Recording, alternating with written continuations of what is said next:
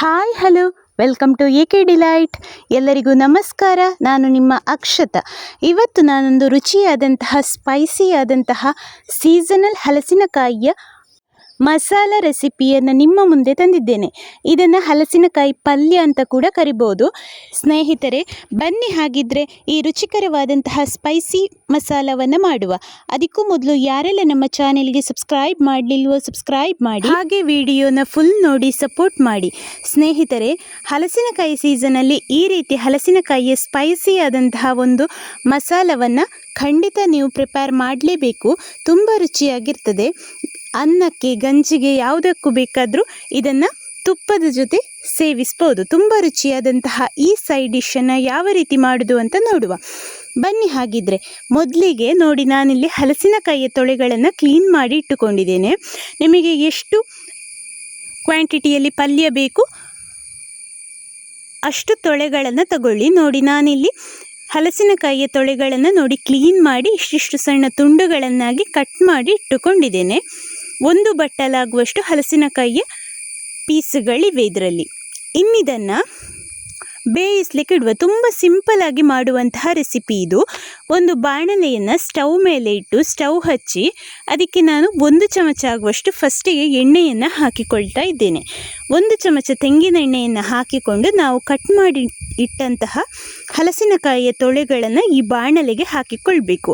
ಎಣ್ಣೆ ಬಿಸಿಯಾದ ತಕ್ಷಣ ನಾವು ಕಟ್ ಮಾಡಿದಂತಹ ಹಲಸಿನಕಾಯಿಯ ತೊಳೆಗಳನ್ನು ಡೈರೆಕ್ಟಾಗಿ ಬಾಣಲೆಗೆ ಹಾಕಿಕೊಂಡ್ರಾಯಿತು. ನೋಡಿ, ನಾನು ಕಟ್ ಮಾಡಿದಂತಹ ತೊಳೆಗಳನ್ನು ಬಾಣಲೆಗೆ ಹಾಕಿಕೊಂಡಿದ್ದೇನೆ. ಇನ್ನಿದಕ್ಕೆ ನಾವು ಬೇಕಾದಷ್ಟು ನೀರು, ಬೇಯಲಿಕ್ಕೆ ಎಷ್ಟು ಬೇಕೋ ಅಷ್ಟು ನೀರು, ನಾನಿಲ್ಲಿ 1 ಗ್ಲಾಸ್ ಆಗುವಷ್ಟು ನೀರನ್ನು ಹಾಕಿಕೊಂಡಿದ್ದೇನೆ. ಈ ಹಲಸಿನಕಾಯಿಯ ತೊಳೆಗಳು ಬೇಗ ಬೇಯ್ತದೆ, ಹಾಗಾಗಿ ನಾನು 1 ಗ್ಲಾಸ್ ಆಗುವಷ್ಟು ನೀರನ್ನು ಹಾಕಿಕೊಂಡಿದ್ದೇನೆ. ನೋಡಿ, ಈ ಗ್ಲಾಸಲ್ಲಿ 1 ಗ್ಲಾಸ್ ಆಗುವಷ್ಟು ನೀರನ್ನು ಹಾಕಿಕೊಳ್ತಾ ಇದ್ದೇನೆ.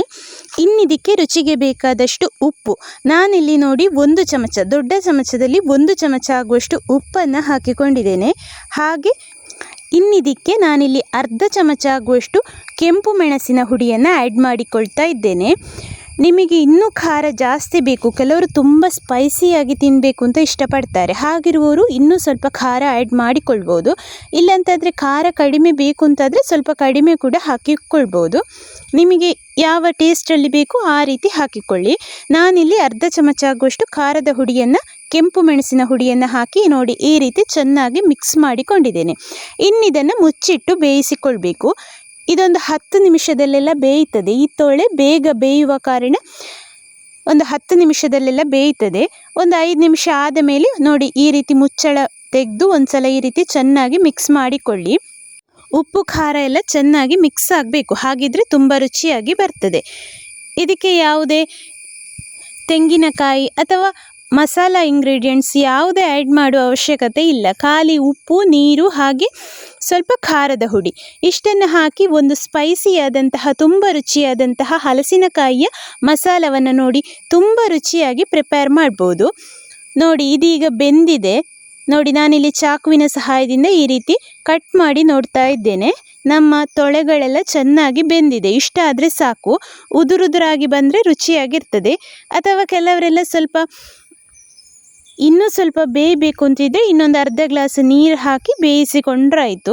ನಿಮಗೆ ಯಾವ ರೀತಿ ರುಚಿ ಆಗ್ತದೆ ಆ ರೀತಿ ಮಾಡಿಕೊಳ್ಳಿ. ಈಗ ನಮ್ಮ ಹಲಸಿನಕಾಯಿಯ ಮಸಾಲ ರೆಡಿಯಾಗಿದೆ. ಹಲಸಿನಕಾಯಿ ಪಲ್ಯ ಅಂತ ಕೂಡ ಕರಿಬಹುದು.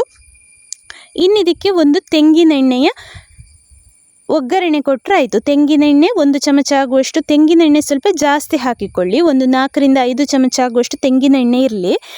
ದೊಡ್ಡ ಚಮಚದಲ್ಲಿ ಒಂದು 5 ಚಮಚ ಆಗುವಷ್ಟು ತೆಂಗಿನೆಣ್ಣೆ, ಹಾಗೆ 1 ಚಮಚ ಆಗುವಷ್ಟು ಉದ್ದಿನಬೇಳೆ, 1 ಚಮಚ ಸಾಸಿವೆಯನ್ನು ಹಾಕಿ, ಸಾಸಿವೆ ಸಿಡಿಲಿಕ್ಕೆ ಸ್ಟಾರ್ಟ್ ಆದ ತಕ್ಷಣ ಇದಕ್ಕೆ ಕರಿಬೇವಿನ ಎಲೆಯನ್ನು ಹಾಕಿ ಒಂದು ಒಗ್ಗರಣೆ ಕೊಟ್ಟರೆ ನಮಗೆ ರುಚಿಕರವಾದಂತಹ ಹಲಸಿನಕಾಯಿಯ ಸ್ಪೈಸಿ ಮಸಾಲ ರೆಡಿಯಾಗ್ತದೆ.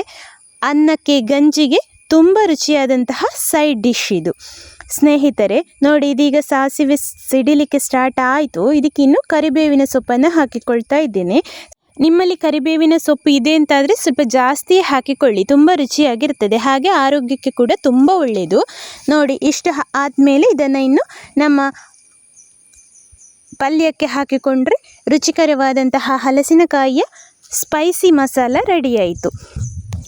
ಇನ್ನಿದನ್ನು ಒಂದ್ಸಲ ಚೆನ್ನಾಗಿ ಮಿಕ್ಸ್ ಮಾಡಿಕೊಂಡು ಸರ್ವ್ ಮಾಡಿದ್ರಾಯಿತು. ತುಂಬ ರುಚಿಯಾಗಿರ್ತದೆ, ತುಂಬ ಸ್ಪೈಸಿಯಾಗಿರ್ತದೆ. ಸ್ನೇಹಿತರೆ, ಕೆಲವರೆಲ್ಲ ಬೇರೆ ಬೇರೆ ವಿಧಾನದಲ್ಲಿ ಪಲ್ಯ ಎಲ್ಲ ಮಾಡ್ತಾರೆ ನೋಡಿ. ಇದು ತುಂಬ ಸಿಂಪಲ್ ಆದಂತಹ, ತುಂಬ ಅಷ್ಟೇ ರುಚಿಯಾದಂತಹ ಒಂದು ರೆಸಿಪಿ. ಅಡಿಗೆ ಬಾರದವರು ಕೂಡ ಇದನ್ನು ಟ್ರೈ ಮಾಡ್ಬೋದು ಸ್ನೇಹಿತರೆ. ಹಾಗಿದ್ದರೆ ಈ ಒಂದು ರೆಸಿಪಿ ಎಲ್ಲರಿಗೂ ಖಂಡಿತ ಇಷ್ಟ ಆಗಿದೆ ಅಂದ್ಕೊಳ್ತೇನೆ. ಹಾಗಿದ್ದರೆ ಒಂದು ಲೈಕ್ ಕೊಟ್ಟು ಶೇರ್ ಮಾಡಿ, ಸಬ್ಸ್ಕ್ರೈಬ್ ಮಾಡಿ, ಹಾಗೆ ಬೆಲ್ ಐಕಾನನ್ನು ಪ್ರೆಸ್ ಮಾಡಿ. ಮುಂದಿನ ಹೊಸ ವಿಡಿಯೋದೊಂದಿಗೆ ಸಿಗೋಣ. Thank you.